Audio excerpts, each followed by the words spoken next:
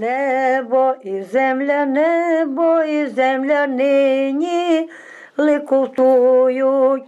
Браття українці, най всі загуртують. Гуртуймося, браття, гуртуймося сміло у радикальне діло. А я написала об'єднання діло.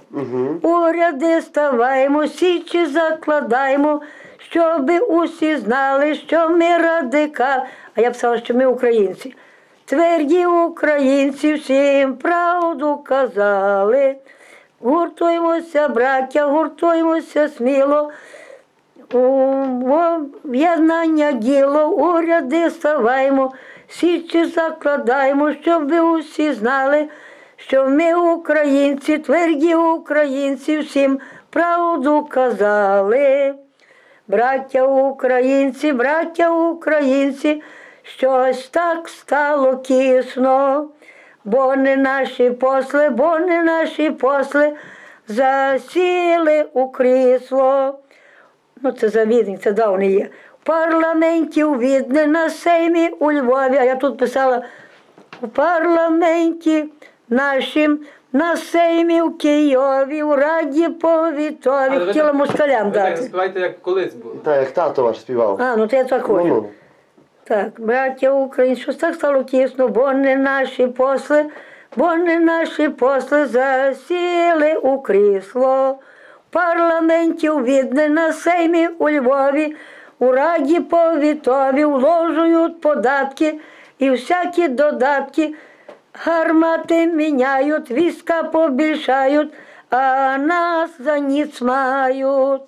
Браття українці, нещасна година, бо на святе Різдво, вже в кошниці днина. Кошниця, з'їдали кукурузи, не було. А дровні поліна, аж іни по скінах, бо лісини наші москалі забрали. Ні хліба, ні паші на нашій коняці, лиш трупи на хорбаці. Так було. Браття українці, тямтеся завчасу, і в кожній громаді творіть свою касу. Бо ті кацапи, вони рубля-хапи, рублями шмарують, а нас лиш мудрують. По-московськи чешуть, на Україну брешуть, що вона не встане, всі в долоні плещуть. Браття українці, одну думку маємо, о загальний голос, всіся домагаємо.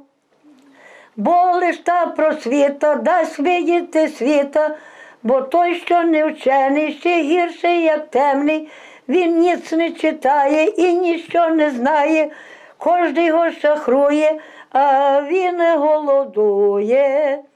Браття українці,